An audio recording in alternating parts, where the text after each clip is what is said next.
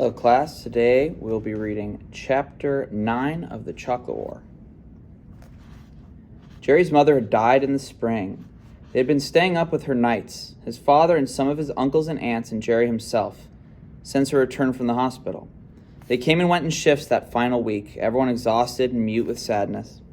Nothing more could be done for her at the hospital, and she was taken home to die. She loved her home so much, always had some project underway. Wallpapers, painting, refinishing furniture. Give me 20 workers like her and I'd open a small factory and make $1 million, his father used to joke. And then she got sick and died. Watching her ebb away, seeing her beauty diminish, witnessing the awful alteration of her face and body was too much for Jerry to bear, and he sometimes fled her bedroom, ashamed of his weakness, avoiding his father. Jerry wished he could be as strong as his father, always in control, masking his sorrow and grief. When his mother finally died suddenly at 3:30 in the afternoon, slipping off quietly without a murmur, Jerry was overcome with rage, a fiery anger that found him standing at her coffin in silent fury. He was angry at the way the disease had ravaged her. He was angry at his inability to do anything about saving her. His anger was so deep and sharp in him that it drove out sorrow.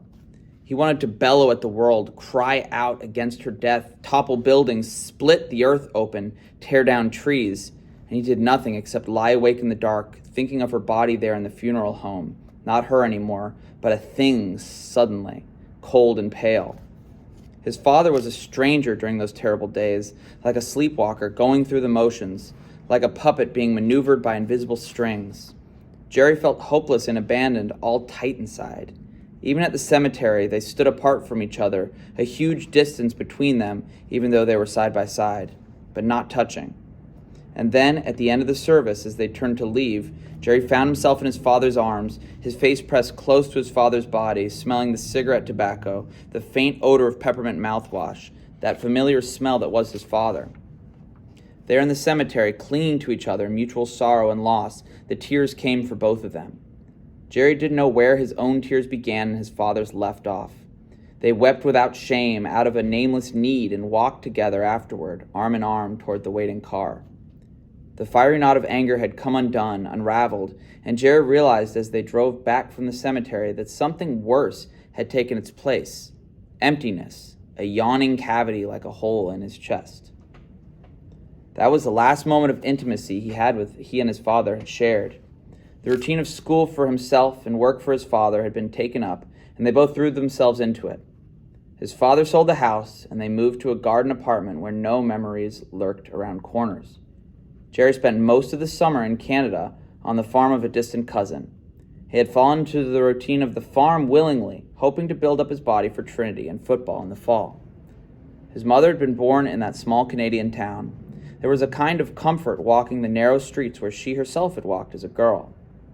When he returned to New England in late August, he and his father fell into a simple routine: work and school, and football. On the field, bruised and battered or grimy and dirty, Jerry felt as if he was part of something. He sometimes wondered, what was his father part of? He thought of that now as he looked at his father. He'd come from school to find his father napping on a sofa in the den, arms folded across his chest. Jerry moved soundlessly through the apartment, not wanting to awaken the sleeping figure. His father was a pharmacist and worked all kinds of staggered hours for a chain of drugstores in the area. His work often included night shifts, which meant broken sleep. As a result, he developed the habit of falling off into naps whenever he found a moment to relax. Jerry's stomach was weak from hunger, but he sat quietly down across from his father now, waiting for him to awaken. He was weary from practice, the constant punishment his body took, the frustration of never getting a pass off, never completing a pass, the coach's sarcasm, the lingering September heat. Watching his father sleep, the face relaxed in slumber, all the harsh lines of age less defined, he remembered hearing that people who had been married a long time began to resemble each other. He squinted his eyes, the way one inspects a fine painting, searching for his mother there in the face of his father. And without warning, the anguish of her loss returned, like a blow to his stomach, and he was afraid that he might faint.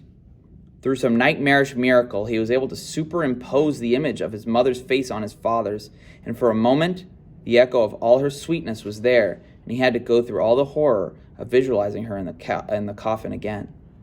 His father awakened as if slapped from sleep by an invisible hand. The vision vanished, and Jerry leaped to his feet. "Hi, Jerry," his father said, rubbing his eyes, sitting up. His hair wasn't even mussed, but then how could a stiff crew cut get mussed up? "Have a good day, Jerry?" His father's voice restored normalcy. "Okay, I guess. Another practice. One of these days I'll get a pass off." "Fine." "How was your day, Dad?" "Fine." "That's good." "Miss Hunter left us a casserole, tuna fish. She said you liked it fine last time." Mrs. Hunter was the housekeeper. She spent every afternoon cleaning up the place and preparing some kind of evening meal for them. She was a gray-haired woman who constantly embarrassed Jerry because she insisted on tossing his hair and murmuring, "Child, child," like he was a third grader or something. "Hungry, Jerry? I can get it ready in 5 or 10 minutes. Eat the oven, and there it is." "Fine." He was throwing one of his father's fines back at him, although his father didn't notice. That was his father's favorite word, fine. "Hey, Dad?" "Yes, Jerry?" "Were things really fine at the store today?" His father paused near the kitchen doorway, puzzled. "What do you mean, Jerry?" "I mean, every day I ask you how things are going, and every day you say fine. Don't you ever have some great days or rotten days?" "The drugstore's pretty much the same all the time, Jerry. Prescriptions come in and we fill them, and that's about it. You fill them carefully, take all precautions, double-checking. It's true what they say about doctors' handwriting, but I've told you that before." He was frowning now, as if searching his memory, trying to find something that would please the boy. "There was that attempted holdup 3 years ago, the time that drug addict came in like a wild man." Jerry made an effort to hide his shock and disappointment. Was that the most exciting thing that ever happened to his father? That pathetic holdup try by a scared young kid brandishing a toy pistol? Was life that dull, that boring and humdrum for people?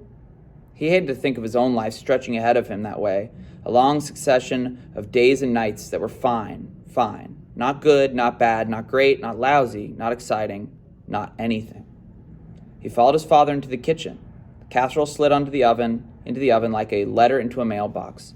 Jerry wasn't hungry suddenly, all appetite gone. "How about a salad?" his father asked.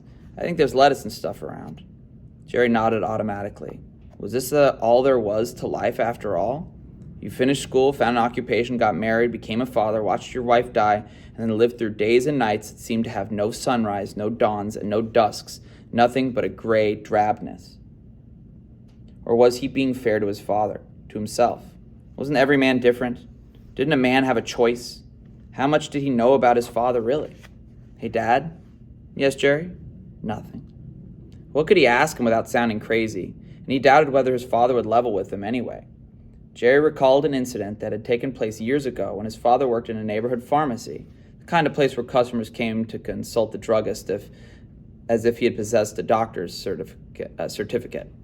Jerry had been hanging around the store one afternoon when an old man entered, bent and gnarled with age. He had a pain in his right side. "What should I do, Mr. Druggist?" "What do you think it is?" "Look, press here, Mr. Druggist. Do you feel the swelling here? Is there a medicine to cure me?" His father had been patient with the old man, listening sympathetically, nodding, stroking his cheek as if he were preparing a diagnosis. He finally convinced the old man to go see a doctor. But for a moment there, Jerry had seen his father acting the part of a physician, wise and professional and compassionate. A regular bedside manner, even there in a drug store. After the old man's departure, Jerry had asked, "Hey, Dad, did you ever want to be a doctor?" His father glanced up quickly and hesitated, taken by surprise. "No, of course not," he said. But Jerry had caught something in his manner and his tone of voice that ran counter to his answer. And Jerry tried to pursue the subject. His father suddenly became very busy with prescriptions and stuff, and he never brought up the subject again.